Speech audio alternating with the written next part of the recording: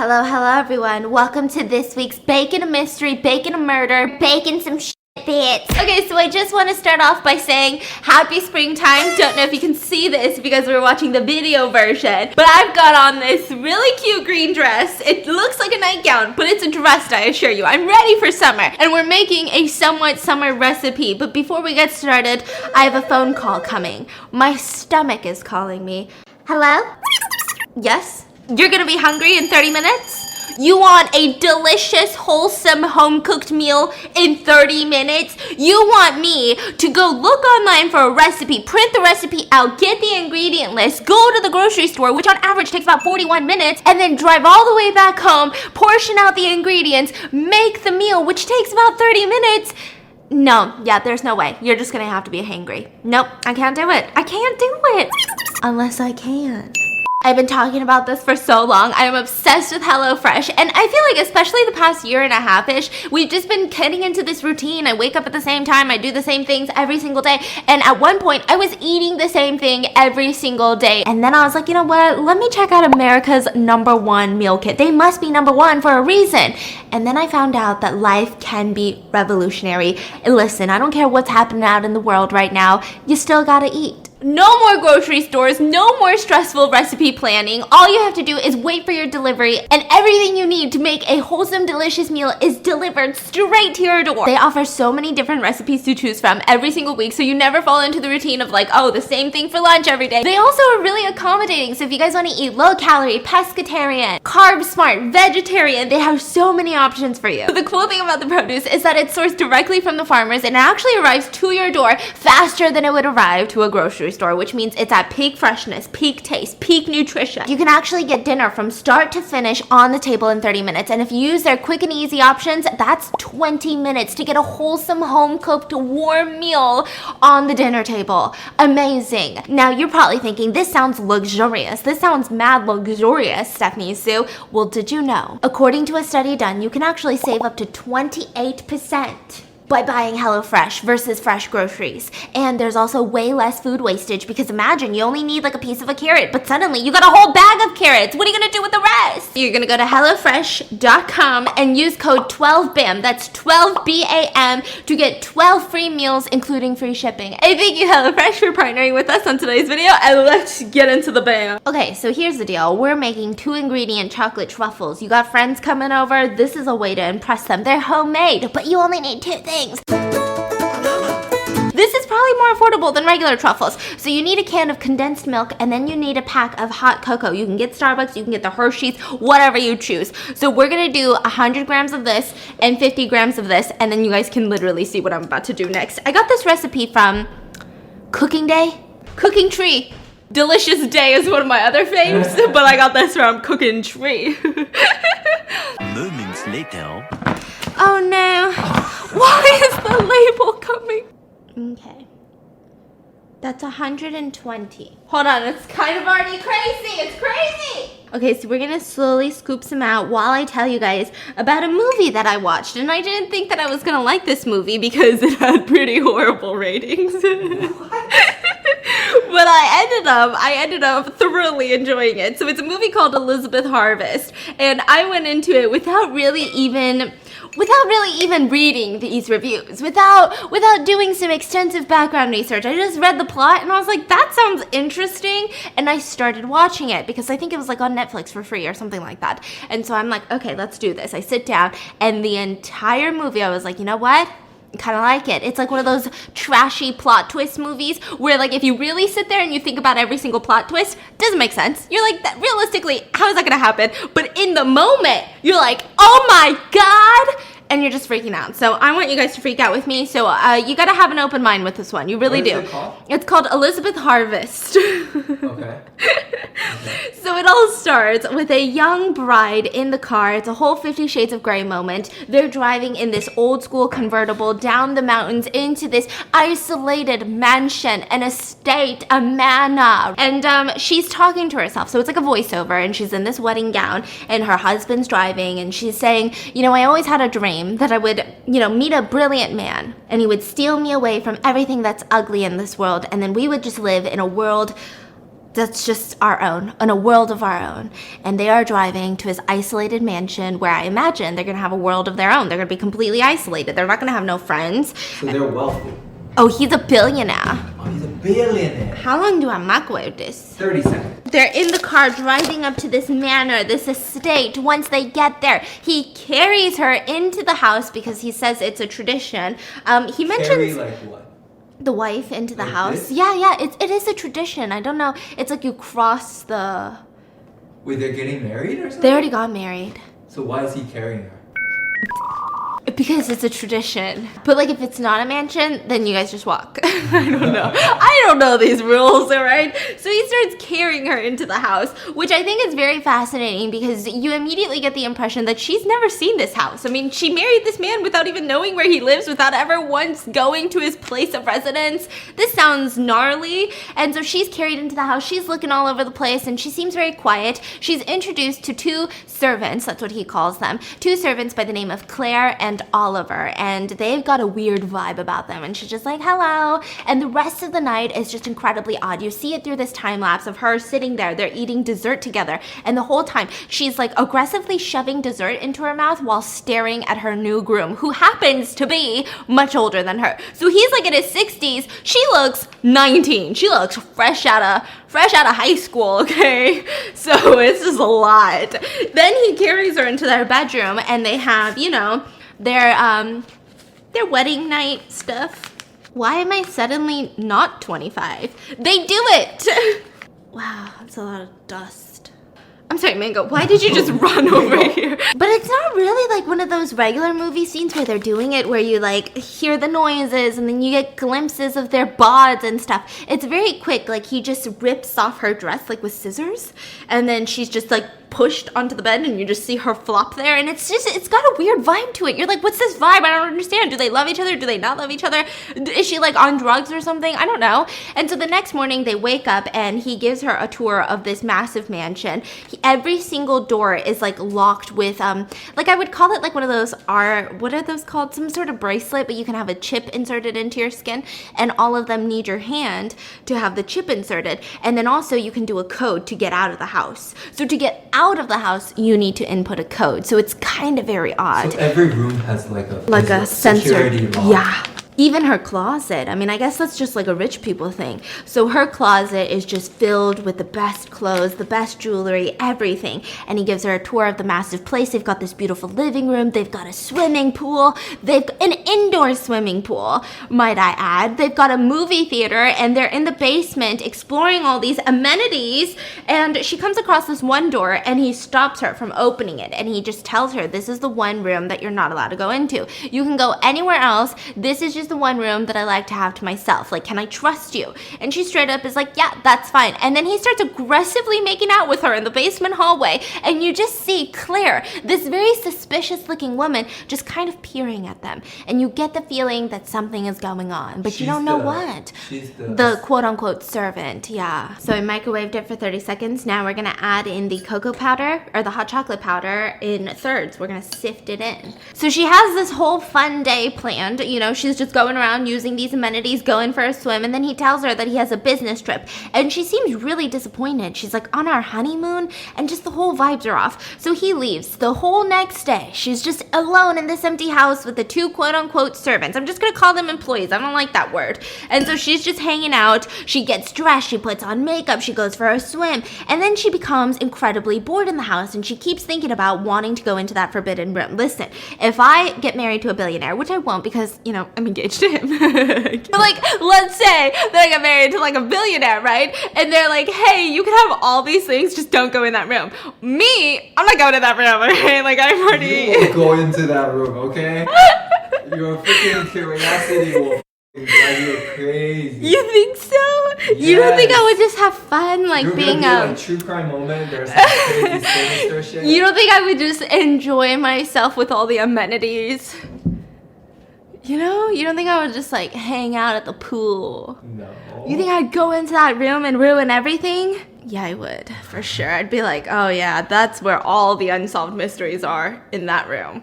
all those sketchy disappearances. I'm gonna go find them right now. And so finally, she's sitting in the living room. She's literally rolling around on the floor reading books. And Claire asks her if she wants something for lunch. And she's like, well, maybe a salad and a water. And she's like, on second thought, can I get a chocolate milkshake? And Claire is just kind of like laughing to herself. And she's like, I don't understand what's so funny. Maybe it has to do with the fact that this is a 6-year-old man who just married like an 18-year-old girl who wants to drink chocolate milkshakes. I don't know. I'm not judging. And she asks Claire, how long have you been working for Henry? That's the guy's name. And she's like, a very long time. Can I ask you something? I mean, he's really smart, right? Like, he's got this high IQ. Why would you want to marry someone like me? And Claire, being the bad bitch that she is, she doesn't even try to sugarcoat it. She doesn't even try to be like, well, because you're so smart and eloquent and, you know, you've got your own thing about you. She just goes, I don't know, and walks away. So the rest of the night, she just does goofing around. They've got this art room. She goes and looks at all these fancy art pieces. She takes a bath. And that's when she sees Oliver and Claire going in the middle of the night into the grounds. And this is when she realizes that Oliver is blind. So in the house, it seems like he has really good sense of I don't know how to explain it. Like, he's really good inside the house. He doesn't need a walking stick or a walking cane. But outside, you know, Claire is assisting him so that he can take a walk in some fresh air. So she notices this, and it's kind of peculiar to her because she didn't realize that. And then she goes on about the rest of the night and tries to get into bed, and around 4:21 she keeps waking up in the middle of the night, and she decides, you know what, I'm gonna freaking ruin it. I'm gonna go into that forbidden room. So she starts just going room by room into the house, exploring. Once she gets to the forbidden room, the peculiar thing is that it's not locked. Every single room she needs to scan her like arm into, right?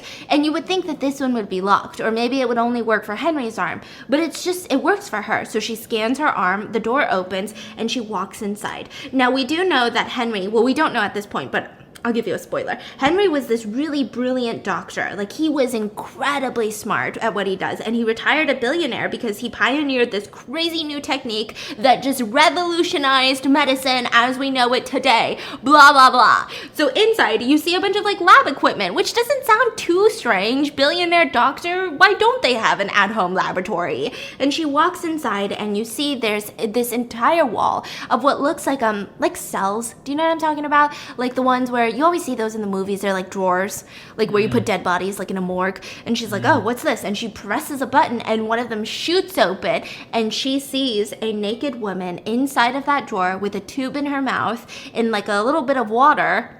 It's probably not water. I'm no doctor. And the crazy thing is, it looks just like her. What? So this is a sci-fi. Yeah, and so she freaks out. She closes the drawer and manages to knock over this like giant little stand, cuts herself, freaks out, runs back into her room, and tries to go to sleep. And so Henry comes back the next day, and she's trying to play it chill, but she's terrified of this man that she just married. So she tries to call her sister, and the phone line is dead. There is no working phone inside of this house, and she doesn't understand. So Henry comes home, he starts playing the piano for her, and she's just staring at him like, is this guy gonna kill me? Why does he have multiple of me in the basement? I don't understand what's going on, and why doesn't the phone work? And so she sits next to him, and she asks, hey, is there any reason that the line is dead? And he's like, wait, who did you try to call? Well, I tried to call my sister. Now, everything about this conversation is just strange. Like, there's just something that you can't really pinpoint. It's just an odd conversation. So he tells her that happens sometimes, you know, like, we're up in the mountains, signal's not the best over here. Why don't we do this, though? Because I've missed you. I went on my business trip.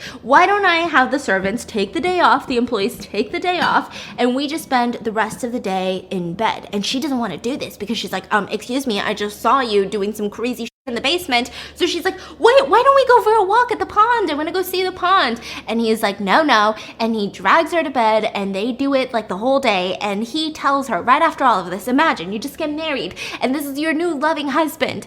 And he straight up tells her, you have a very corruptible quality about you, Elizabeth. What does that mean? I don't know. Like, he wants to corrupt her? So that night, they're laying in bed, and they both pretend to fall asleep, but they're awake. Henry wakes up first, and he looks over at Elizabeth and is like, oh, she's sleeping. So he gets up out of bed and goes towards the elevator in the house. Now, the elevator in the house is like one of those bougie elevators that tells you which floor that it's traveling to. So Elizabeth, she sneaks out of bed, goes to the elevator, sees that it's headed to the basement floor, and decides she's going to take the stairs to go see what he's going to do. Like, what is he doing in that basement room? Now, as she's going down the steps, And she hears this voice, and it's a man. It's Henry. And he says, Elizabeth, you don't deserve this, but you did disobey me. And he's got this giant knife in his hand. And so she starts running. She's like, oh, hell no. Starts running down the stairs, running to the basement, running to all the doors are locked. She can't get into the office. She can't get into the movie room. She can't get into the pool. She can't even leave on any of the doors. She tries breaking a window. So Henry saw her? Yeah. Henry knows that she went into the basement. I don't know how. Maybe it's the fact that her chip probably has a record. Girl, that's dumb. And so he starts freaking out. He's chasing after her. She's, running for her life. And then eventually, he just calmly sits down on the living room sofa. And then he just vanishes. So by the time that she gets to the living room, she goes for the blowpoke. Oh God, this is like reminding me of the Michael Peterson case that we covered on the podcast. But she goes for the fireplace blowpoke and she's holding it and she's like, I'm about to kill this dude, And she's running around and she decides to go up the stairs. And that's when he grabs her leg, drags her down. And you just see that he just continually, brutally murders her. I mean, blood splatters everywhere. And you cut to the next morning where Oliver and Claire, his two employees, are helping dig a grave. And it's like the most perfectly dug grave. It's not like oh my God, this happened out of nowhere. Like, no, our boss just randomly killed someone. It seems like he does this a lot. So they dig this perfectly rectangular grave and they drop her body in that is completely nude, covered in blood inside of this plastic bag, and they cover back up the grave. So they go in to eat breakfast as normal, and Oliver is saying things about how a soul is like an egg. He's like very philosophical. He's just talking his nonsense. Meanwhile, Claire, she gets so pissed off that she actually runs away from the breakfast table in a cloud of anger. So Oliver decides, you know what, Claire, I don't know what their relationship is, but I'm gonna make her. That was dumb. But I'm gonna make her a thing of flowers. That's his favorite thing to do, is to make bouquets. Yeah. So he makes her a bouquet, brings it to her room, and she's just not having it. Why is she upset? Because they just buried someone, I'm sure. Like, it seems like that's the vibe, Would you be chilling? He's like, I don't see what was wrong with that one. That seems like a nice, pleasant morning to me. So she's like, listen, I don't want you to make me flowers. I don't want you to do anything for me. I'm actually over it. Like, get out of here. And he just straight up tells her, I just don't understand why you don't leave if you have the choice. It doesn't make sense. If you hate it here, then why don't you just leave? And she's like, you don't understand, Oliver. You're just a child. It seems like he's probably in his 20s. And she's like, you're just a child. You don't understand. And he straight up tells her, we're not the prize. We're the bait. You know that, right? And then you have no idea what that means because he just walks away and they don't have another conversation.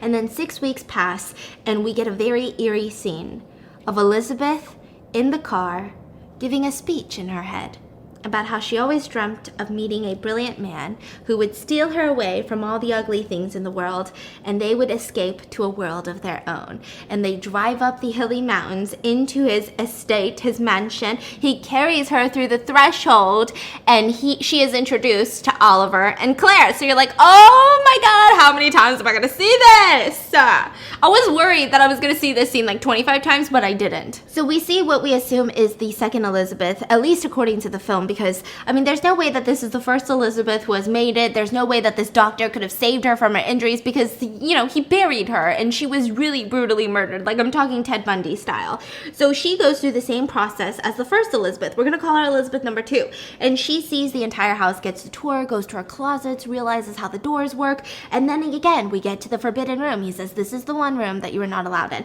This time he gives a little bit more context. He says, I don't think that there's any secrets between a husband and a wife. And I'm just letting you know, this is the one place in the house that is like my office. And a lot of business people have high standards for their office. They want lots of privacy in their office, right? So this makes sense. Just don't go into this office. This is my space. And she seems totally chill with it. Elizabeth number 2 seems more of like a relaxed persona. So she's like, yeah, I don't give a f***. Let me go swimming. So she spends the rest of the day just hanging out by the pool, going to the movie theater, doing all these little things. And she realizes one day that Oliver and Claire are kind of nowhere to be found. and he has gone away on a business trip, just like the last time. So she starts traveling around the art room. She sees this picture of a woman kissing herself in the mirror, and for whatever reason, Elizabeth goes straight in front of a mirror and starts making out with herself. Like, I'm talking full-on tongue and everything, and it's just like this really eerie vibe, because I didn't even do that when I was 12, you know, like when you're like, ooh, let me figure out how to like kiss someone. But she was like full-on,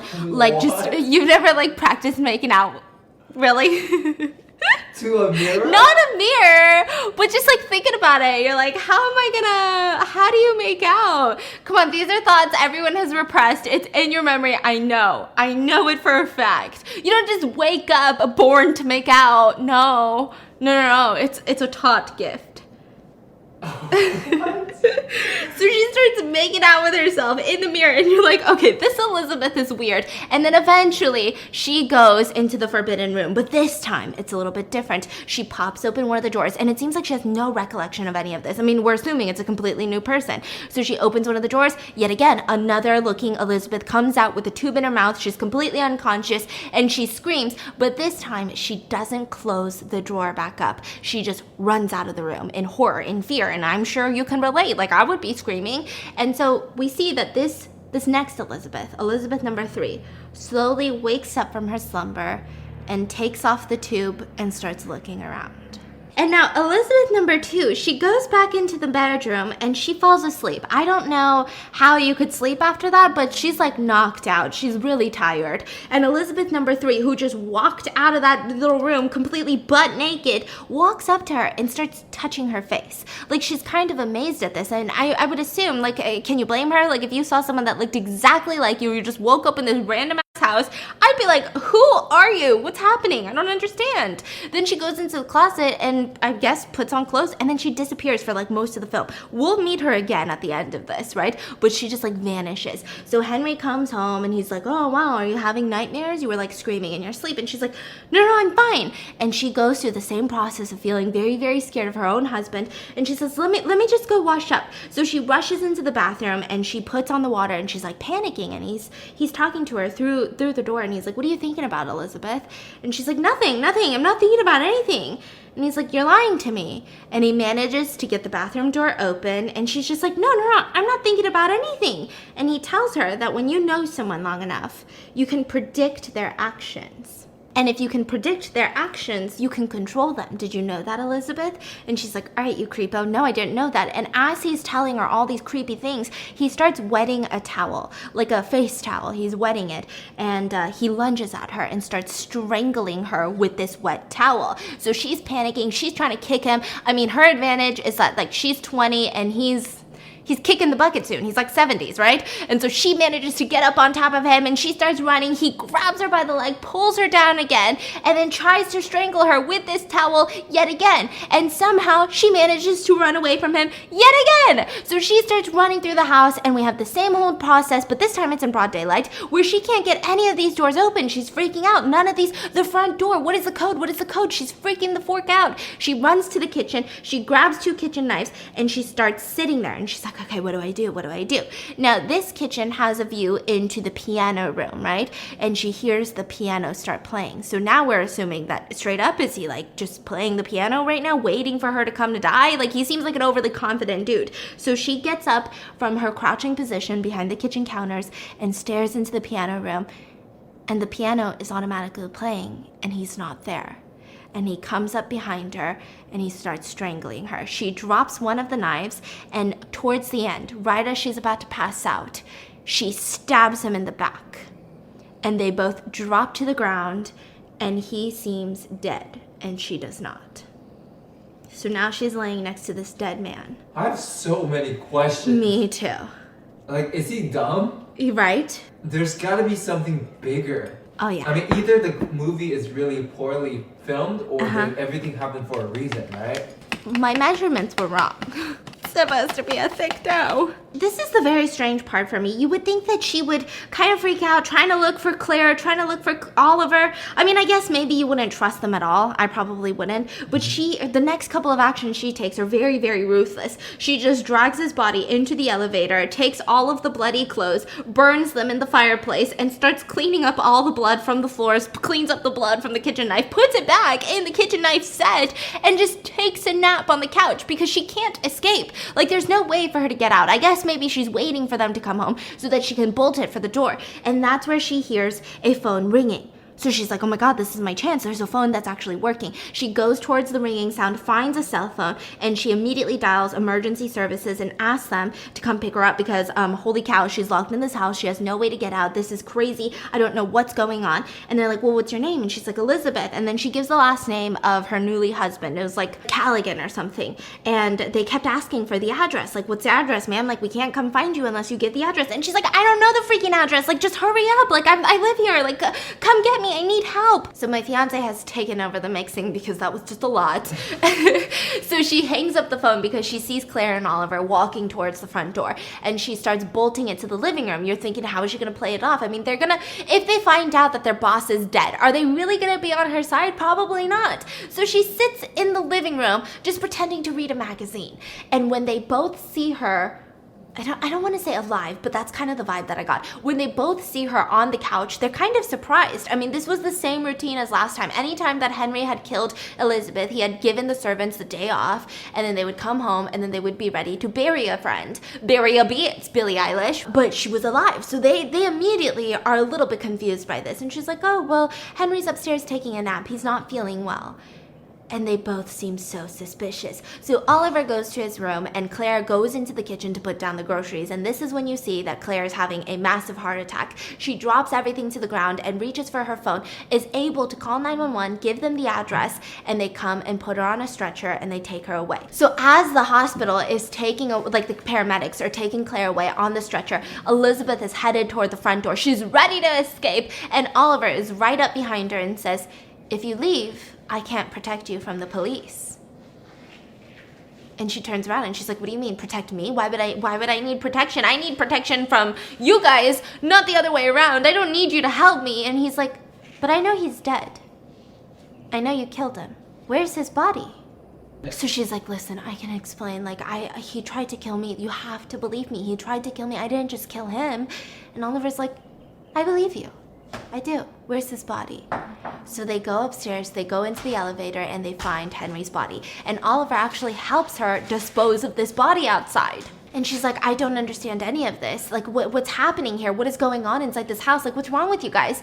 And that is when Oliver looks at her and says, you dreamt of a brilliant man who would steal you away and, hide you away from all the ugly parts of the world. Then you would have this own little world together. And she's like, how would you possibly know that? Like, those are my thoughts after this wedding. Like, I didn't even say that to anyone. It's not like in my vows. How could you possibly know that? And he completely ignores her and is like, well, tell me about your childhood. And she's like, well, I mean, you don't remember much. I mean, I do. Like, I was 8 years old, and my parents died in a car crash, and I was sick a lot. I was always in and out of hospitals. That's all I really remember. And you had a French, groundskeeper at the orphanage. You stayed at the orphanage till you were 8. Is that right? Yeah, that is right. And she's like, what am I? I don't understand. And he's like, you went into the forbidden room. Yeah, and I saw some things. Yeah, you saw yourself. Yeah, but that doesn't make any sense. What am I, Oliver? And he tells her, you were cooked in that room. Like an egg. There are 6 copies of you, 6 genetic copies of Elizabeth, and you are Elizabeth number 5.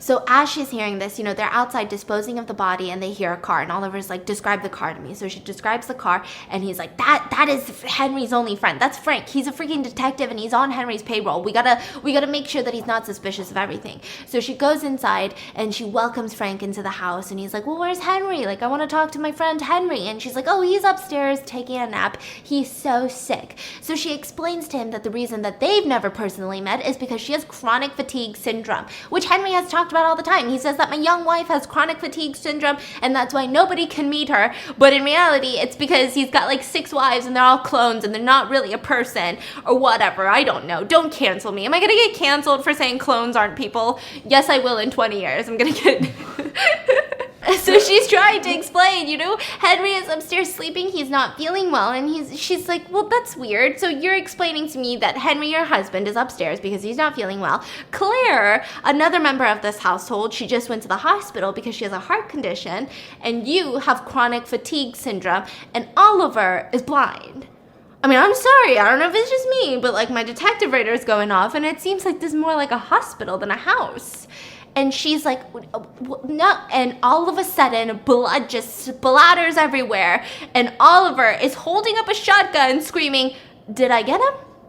And he's so calm. He's like, did I get him or did I miss? And she's like screaming her face off, like, what is going on? Like, she's blood all over her face now. And she's like, why would you do that? He's like, don't feel bad for him. He's on Henry's payroll. When the first Elizabeth got out, she was free. She got through the front door and she was running through the the mountains trying to get help, trying to escape. And he just drove her straight back here, and he's been on his payroll ever since. And he knows that Henry's not sick. So she's like, I don't understand. She's freaking out. And she asks him, is Henry your father? Are you Henry's kid? And he's like, well, not anymore. He's not my dad anymore. And he explains the whole thing. There's a reason that you don't remember anything after you were 8 years old, because he put you in those tanks after you were 8. So he made genetic copies of you guys. There was 6 of you. And up until you guys were 8 years old, you lived in this house, you ate, and you just grew up as normal kids. And then at 8 years old, he put you in those tanks. And that was about that. Every single night, he would go in there, he would give you guys physical therapy, he would make sure that your bones weren't deteriorating, and he would play these like clips so that you would memorize and have these memories that you think are real, but they're not real. You never had those memories. Your parents never died in a car crash. You were never in an orphanage. You were never sick as a kid. Like, these are all false memories. I mean, she starts freaking out. Could you blame her? And she's like, take me back to my honeymoon days. Like, this is not what I want. This is incredibly alarming. Like, I don't want to be here. And she starts covering her ears. She's freaking out. And he's like, yeah, but we need to go dispose of this body. So they yet again bring another body to where they disposed of Henry's body. And as they're getting rid of Frank, the detective, he starts telling her, I think that you should leave. I think you need to go into the closet and pack a go bag, take any clothes that you need, and just get out of here. And she's like, well, what about you? Why don't you come? Well, I can't. I have some stuff to do. So she's like, okay, where do I go? He's like, I don't know, but just take some money from the safe. Okay? I mean, how much? I mean, it seems like she has no concept of money, right? And so he just turns around and goes like this, like holds up his fingers like that much? Like a stack of money. So she's like, okay. So she runs into the closet. She starts packing up her clothes, packing up the cash, and she's ready to go. But Oliver asks her for one last favor. He says, can you please read me this journal? She's like, is that Henry's journal? No, it's Claire's journal. But can you please read it to me? I need to know what's said in here. And obviously, I can't read it myself. So she's like, okay. So she opens it up. And as she starts reading, he runs out of the closet and locks her in there. And she starts freaking out. Like, what's going on? Like, why is he locking me in this closet? He told me that I could leave. Like, what's going on? Why am I locked in here with this freaking journal? So then he just disappears. And she decides, instead of crying, instead of like trying to escape, she's just gonna read the journal. So we used hot cocoa powder, as in hot chocolate powder, because I don't know why. That's what it felt like it would be in the recipe. Didn't it feel like it? Didn't it just feel right? Didn't it feel like, ooh, that makes sense? I thought that's what it is. But, here's the crazy thing. We need cocoa powder, like the baking one, which you would assume that I have in the house, because like we bake sometimes, but I ran out. I don't have any. So we're waiting for the cocoa powder to come, but I'm not going to re-show you guys the whole process. I'm going to take it from where we left off of us actually mixing it, but I wanted to get to a certain point in the story before we wait for that. So here's what's going on, okay? Because this is where it all starts to make sense and it all starts to get juicy. Claire is not an employee of the house, actually. So this journal is from Claire's perspective, and it all starts 5 years ago. She had an invitation to come see Dr. Henry.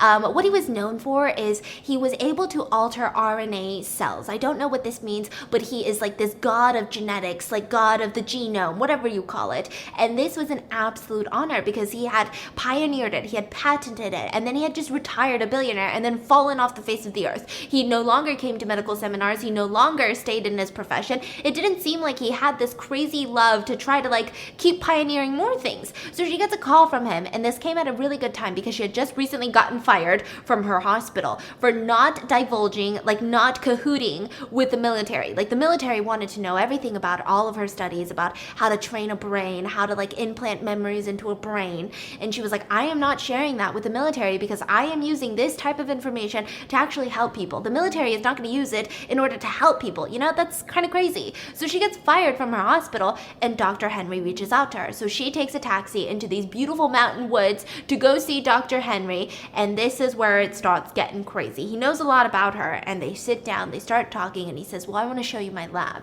So they go into the basement room, and he enters the lab, and she sees all 6 of the Elizabeths in their tanks with tubes on, and she immediately runs out of the house. And the next scene, we just hear her having this conversation with Dr. Henry. Like, this is like ethically, morally, like this is insane. Like this, I should call the police on you. Like I should call the medical board on you. Like what are you doing? And she writes in her journal that what she thought was her getting her biggest moment in her career, to work with, you know, one of the best doctors of her generation. But instead, she had just entered into a tragic love story. So Elizabeth was actually Henry's wife when he was young, and she gave birth to Oliver. And during that birth process, one of her genes, there was a mutation, and it killed her. There was something that went wrong. There was always a mutation in her gene, and it got triggered by her giving birth. Me trying to Google that, because now I'm scared. How do I know I don't have that? I don't know. And she ended up dying away. And he was really, really upset. Now, him being this crazy doctor, he thought maybe I can bring her back. Maybe she's not actually dead. So he got her stem cells, and he created 6 genetic copies of Elizabeth, harvested them, and created Elizabeth. So now he has 6 of them, and he raised them until they were 8 years old. And then there started to be health issues, like tons of health issues. So he started freaking out, and he created these crazy incubator tubes, like incubator things, and he placed them in there to try to stall so that he could figure out what went wrong again. This wasn't supposed to happen, you know? Her mutation got triggered with her giving birth. Like, they're only 8 years old. When Elizabeth was 8, she didn't have any problems. So from then on, he would just take them out one by one every single night to give them some physical therapy, to play these tapes in their head of all of the real Elizabeth, his wife's memories, so that they could really assume her identity. Now, the first 2 died in the incubator tube, so there was only 4 Elizabeths by the time that Claire really started working on the project. So she was like, okay, you know what? Even if this isn't the most morally, ethically correct thing, think about it. Like, you're a crazy doctor. You love all of these advances in medical history. You have the chance, and you have the resources. This billionaire is giving you resources to really, without a board certifying every little thing you do, watching over every little thing you do. There's no guidelines. There's no ethical guidelines. You can try whatever you want. I mean, of course, any intelligent doctor is going to be really intrigued. Me? No, I'm out of there. You're creepy, dude. And so she's sitting there, she's trying to figure out what's wrong with their genes, and she thinks that she finally cracked the code. So they wake up Elizabeth number 3. So the first 2 Elizabeth died, right? And then Elizabeth number 3 wakes up, and didn't go well. She was just panicked. She didn't retain any of the information that they had played to her. She had no memories. Her only 2 memories was that she says, yes, I remember being happy 2 times. One time I played in a field, and one time I had a chocolate milkshake. And she was just acting bizarre. Like, she was not acting like a human. She also couldn't retain any new information after about 30 seconds. So every 30 seconds she'd be like, who are you? And they were just like, what went wrong here? And even though biologically and physically and physiologically she seemed incredibly healthy, because you have 2 doctors monitoring her, but she seemed to be in a lot of pain, and they couldn't understand why. Like, she would just start crying in physical pain, but there was no point of physical pain that they could, pinpoint. So she starts freaking out, but Henry was like, you know what, it's okay. If I give her the love and attention that she needs, she's gonna come back and she's gonna start remembering things. Like, this is gonna be my wife. And so he kept trying, and then eventually, somehow, on Henry's watch, she made it into the forbidden room, saw the other Elizabeths, ran out, managed to get out of the house, and started running down the street. And that is when the detective, Frank, pulled her over and drove her back to Henry's place. Now, Claire decides, you know what, I'm in this too deep. So she comes out and she says, did you find my niece? Oh, God, thank God. She's had such a troubled history. I mean, I don't know what's wrong with her. I'm her only living relative left, and we've been trying to help her, but mentally she's really did she say something to you? And Frank is like, yeah, she told me some bizarre things on the drive up here. And so it seems like this is the first time they're meeting the detective, right? And Claire's like, oh, you can't trust anything she says. Truly, she's been through a lot, but she is very, very messed up in the head, you know what I mean? And so he's like, well, I don't know. I mean, I guess, but I still have to fill out a report, you know? That's what I gotta do. I gotta fill out this report. And that is when Henry is like, you know what, Claire? Why don't you go upstairs? Let me figure this out. So we can kind of assume that this is when Henry put Frank on the payroll. So, you know, she's reading this journal. I mean, we have to remember, even though we see the whole flashback and we're like into it, all of a sudden, Elizabeth stops reading the journal so we can't get more information because Oliver comes to the door and he's outside and he says, Elizabeth, I'm sorry. I know what it must feel like to be trapped in that room, but I had to run errands and I didn't know how else to keep you and make sure that you didn't leave. So, I mean, can I open the door if you promise not to do anything crazy? And she doesn't respond. And she walks to the very back of the room and she's getting ready, like full-on footballer pose. And he opens the door and she tackles him to the ground and she's like, tell me the door code right now. And she takes off his belt, not 50 Shades, don't get it twisted, you nasty hoe. I'm kidding, I thought so too. I was like, oh my gosh, what's happening? But he grabs the belt to tie him to a pole, right? Which it doesn't really seem like the smartest way, but maybe those were the only resources she had. So she ties him to the pole and he's like, no, I'm sorry, Elizabeth, but like you have to understand, like I can explain. And she rushes to the front door and guess what? It wasn't the right code. So now Elizabeth is really freaking pissed and she runs back upstairs looking for him. She grabbed a kitchen knife, you know, she's ready to go. She's ready. Oliver, you're done. Finito, you're dead. And she finds him in the forbidden room giving a massage to one of the Elizabeths. And he says, listen, I understand, but I need to keep doing this now that Henry is gone because, I mean, it's crazy. It's crazy how much you start caring about people when they don't even know that you exist. So it kind of implies that Oliver had did this to Elizabeth, you know, before they even officially met. And he seems to somewhat care about them maybe. And he's like, I can't run from you. You know that. And I can't hide. You have the advantage. You know, implying that she is the one with the knife and the eyesight. And so he's like, you have the advantage. Can you at least help me flip her over so that I can finish the rest of this? And Elizabeth is just so intrigued by seeing another Elizabeth, which, like I said, can you blame her, that she puts down the knife and she goes to flip her over and Oliver injects her to make her pass out. I don't know where he got this, smart kiddo. And then she wakes up chained into her bed, like chained into the room where her bed is, like her bedroom. So continuing on in the journal, Elizabeth number 3 dies. Claire is stressed out because she's like, I don't know where I went wrong. Like, this was supposed to be perfect. This was supposed to work. I am a brilliant scientist. I'm a crazy, you know, medicine person. And she starts freaking out. Meanwhile, she initiates an affair with Henry, so they start sleeping together on the side. But she knew that this was just an affair between two colleagues letting off steam because she could never compete with Elizabeth, and she knew this. So one time they were laying in bed just talking about, you know, what's your goal in life? Like, you're this crazy retired billionaire, you're incredibly smart. Do you ever think about what you want to do with the rest of your life? I mean, is this what you want to do with the rest of your life? And Henry tells her that he just wants to relive his wedding night one more time. And she found this a little bit creepy, you know, being a normal woman. She was like, that's creepy. Why? Like, imagine after like being married to someone and they're like, I just wish I could relive my wedding night of all nights. Not the wedding night. You know what this is implying. So she's like, I mean, I guess that makes sense. What a dude thing to say. And he's saying, no, you just don't understand. It was euphoric. Elizabeth is like a force of joy. You've told me hundreds of times. We get it. And this is when he's like, whoa, like, is this girl jealous? Like, he starts freaking out. Henry's like, wow, this is my colleague. We were just blowing off some steam. Now she seems jealous of my, like, wife, ex-wife, I don't even know, my late wife. And he's like, well, maybe you should go.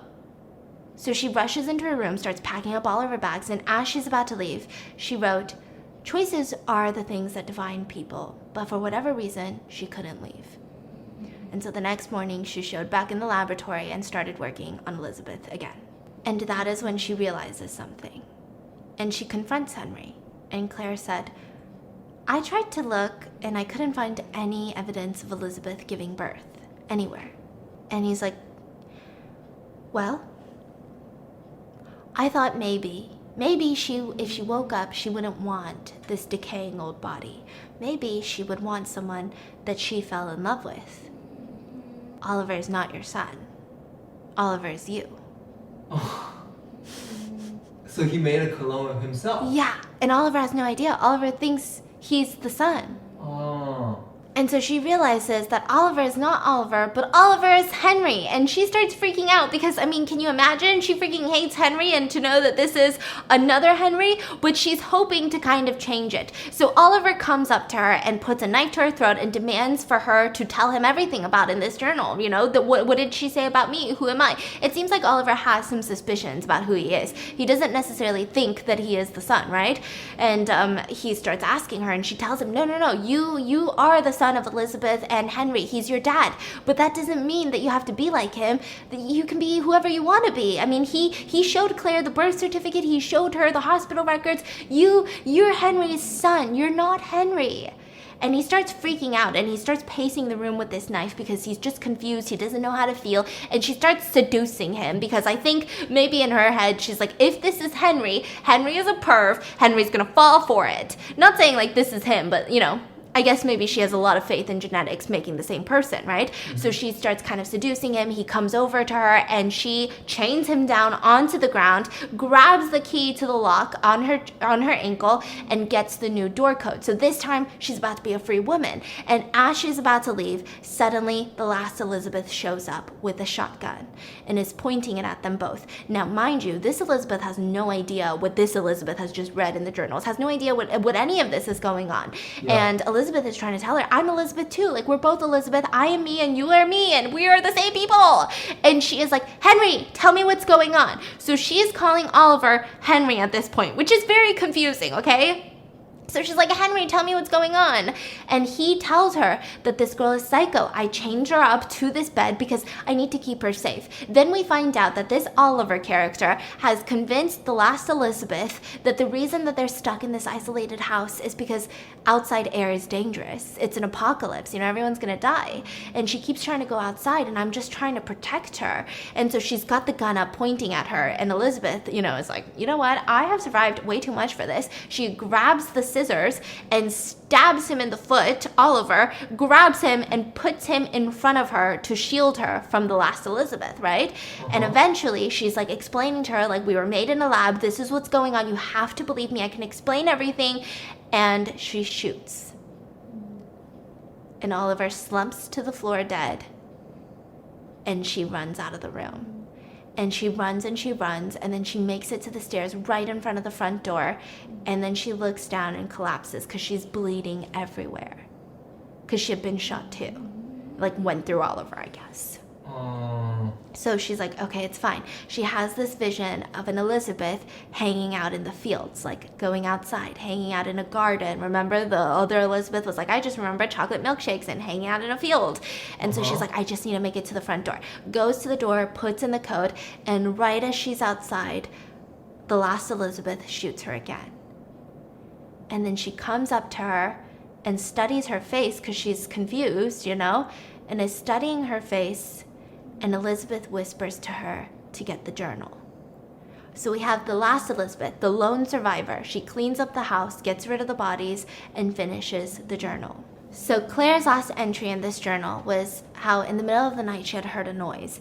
And it was coming from, you know, the living room area. So she thought maybe something had happened to the next Elizabeth. This was Elizabeth number 4. Mm-hmm. So the one that, you know, he had killed, the very first one in the movie. So there's blood everywhere. I mean, he had killed her with this giant knife, right? Mm-hmm. And she is shocked by this because initially she thought that the third Elizabeth had died by suffocation and that something was wrong with her medical stuff. And she starts freaking out and she's like, how could you do this? Why would you do this? This doesn't make any sense. And he tells her that after this, he's going to transfer everything into her own name. She is going to have all of his assets when he dies. Ooh. Claire, as long as, you know, she keeps quiet about this. And she's like, no, I'm going to call the police. Call the police and tell them what? That I just murdered a woman who died decades ago? Is that what you're going to tell them? That doesn't make sense. They're going to ask you if you've been drinking tonight. They're going to ask you, maybe you snuck some drugs from a pharmacy. They're not going to believe you, Claire. And she's just confused. Like, I don't understand. Why would you even do this? This is our life's work right now. Like, we are trying so hard to make these people alive and you're killing them? Like, why would you do that? And he explains, well, that's not how it started. I didn't spend so much of my life trying to revive my wife just to kill her. But it just happened. And somewhere, even they knew that it wouldn't work. They look like my wife Elizabeth. They act like her. They're supposed to be her. But they're not my Elizabeth. And even something in their own eyes lets me know that they know that it's not going to work. And it's only through the act of destroying them that they finally feel real to me. So he's explaining that these clones don't feel human, they don't feel real to him until he's killing them. Because maybe it's like such a human thing to want to like fight for your life, to not want to die. Or to know that, hey, this is real because I can kill you, so that means you're real. And so Claire, instead of doing anything, she decides to wait it out. She thinks that she's going to wait for all these Elizabeth to die, and then Henry's going to die, and she's going to get all of his money, and she can finally do some good in the world with all this money. So pretty much the day is over and like the sun is down. If you guys are watching the audio version, I'm sorry because the rest of me is going to be cooking. I will, however, sum up the video for you or sum up the movie for you. So at this point, you know, the last Elizabeth that has ever existed, the sixth of the 6 Elizabeth Harvest clones, she just murdered Elizabeth number 5, who we've been following through most of this entire movie, right? And so she reads the rest of the journal, finds out that she's the last one, goes through all of this process, and she packs a bag, and on her way out she runs into Claire. Now you would think, I mean, I thought she would go into a homicidal rage and murder the shit out of Claire, but she doesn't. She tells her that she deserves this house. Claire? Yeah. I don't know why. Maybe it's because Claire like tried to help them, tried to succeed, and so she leaves, and as she's walking away from the mansion, in her head it says, I had a dream that I met a brilliant man. And she goes through that whole thought process too. And then the last words were, but now I am free. Boom. That's it. Wait, why did Henry create 6 of them? Because that's all he could create. And he was worried because, you know, when you are doing something like that, he wanted the chance to make sure it's done right. So he had 6 chances to bring his wife back, essentially, in his mind. But it never worked well. Yeah, so the first 2, it seems like they genuinely died. And then maybe he started murdering all of them, right? But he murdered number 3 and number 4. And he tried to murder number 5. So it seems that somewhere along the way, he was getting frustrated because even if they were retaining their information, even if they were healthy, he didn't feel like they were his wife. They didn't feel real to him. And so maybe out of anger and frustration, maybe he killed the first one, like maybe the third one, the very first murder. And he realized that the only time that his wife, Elizabeth, felt real to him was when he was murdering her. What kind of plot is that? Yeah. Like, how did he went from, you're gonna completely blend it. How did he go from... How does he grow from trying to bring back the wife to, I'm a serial killer? That is true. Right? Like yes. He went from, like, I really love this woman. Yes. To, I get a thrill from killing people. But maybe he needed this woman to feel so real. Like the whole time it just felt like, you know, like we talk about those stories of what if your fiance comes back and they're a clone and something just feels off about them. Yeah. And you just don't have the same feeling anymore. Maybe he was feeling like, this isn't my wife. And the only time he felt like Elizabeth was real was when he was murdering her. And what's the point of cloning himself? That I don't know. Like, what is the There purpose were quite a bit of plot holes in this one. And why is he blind? So, okay, side note, I took this out. He saw Henry touching the girls when they were 8. The son? Yeah, the son saw the dad. Well, not the dad, but, you know, Henry, the original, you know, so assaulting the girls. Blind. Yeah. And then the dad blinded him and told everyone it was an electrical fire. And he said from that point on that he wasn't his dad anymore. But it wasn't that important to the story, you know, because we, you know, I mean, he's already a murderer, serial killer, cloner, mad scientist. Now he's a pedo. Sounds like there's a lot of plot holes. Yeah. And Claire went to the hospital? Yeah, just for like a that? genuine heart condition. What? So this... While the most important part of the movie was going on, she was just like, I'm just gonna ditch the hospital real quick and come back to inherit everything? Yes. Pretty much. What? And Oliver's dead now. I don't know how I feel about I it. feel like he has so much talent. Who? The doctor? No, Henry. Yeah, the doctor. The doctor. Yeah. But he chose to do some dumb shit. But you know what I think the ending of this movie means? What? I think it's very reminiscent of just serial killers, you know? Maybe they don't think that women are real until they murder them. Just sick and twisted. I just don't understand. Okay, so I should have listened to the ratings. I was debating between watching this one or The Handmaiden, which is a Korean movie. It's an erotic psychological thriller. Really should have gone with that one instead. And there's naked people. Oh, there was a lot of nakedness in this one. This one was good, but I think it's good as long as, you know, you don't do what you just did, which is start questioning the plot, because then it all just falls apart. But what would you do? What would you do if you were a billionaire? You had access to all this money, and the one person that you want to live with is gone. The one person, me, is gone, and you have my stem cells conveniently because I don't know, I guess I just storage them on like an SD card. I'm kidding, I'm not an idiot, guys. You know, and then you can genetically clone me. Would you do it? Would you genetically clone me? Why would I do that? Why wouldn't you do that? Why would I do that to myself? What do you mean? You don't want 6 of me running around the house? Can you imagine what a party that would be? That'd be gnarly. Bro, I want 6 of me running around the house. Finally, I'll have someone who talks to me. Why did the last one came back at the end? Why didn't it come back in the middle? What was she doing the whole time? She was getting brainwashed by Henry. Or Oliver, remember? It's like I'm expecting something much Smarter? more complex. Yeah, uh-huh. Like, Henry is too smart to be this dumb. No, but like you think it's gonna be much more complex, but it's just 2 horny dudes with some money. You know? That's the plot. That's the plot of this. I think there's a couple morals of this story, right? Yeah. I think the first is, you know, I think even a treadmill in your house is kind of like an evil thing to do. A full-on laboratory, you know, that's just evil. Don't have a laboratory in your house. Rule number 1. Rule number 2. What was I saying? Oh yeah, rule number 2. Eat the rich, you know, if you didn't have the money. If he paid taxes on his billions of dollars, this probably wouldn't have happened, you know?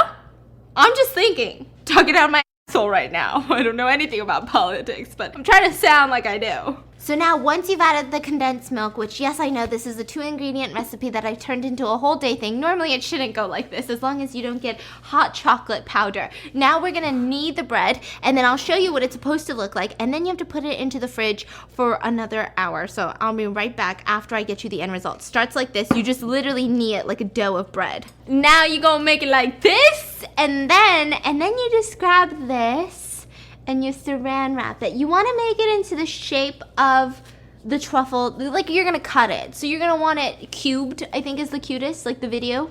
So now you've got a flattened out, it looks like a really flat chocolate brownie. Stick it into the fridge for an hour and we're almost done. The next day. I forgot to end the video. This is gonna be the ASMR version of how to make the 2-ingredient truffles. This has been probably over 24 hours. Thank you, bye. Do I have a job in this or? No.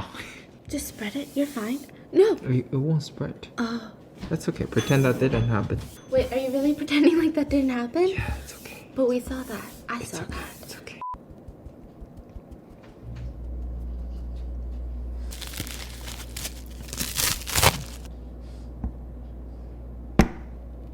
Oh, that's awkward. I messed up.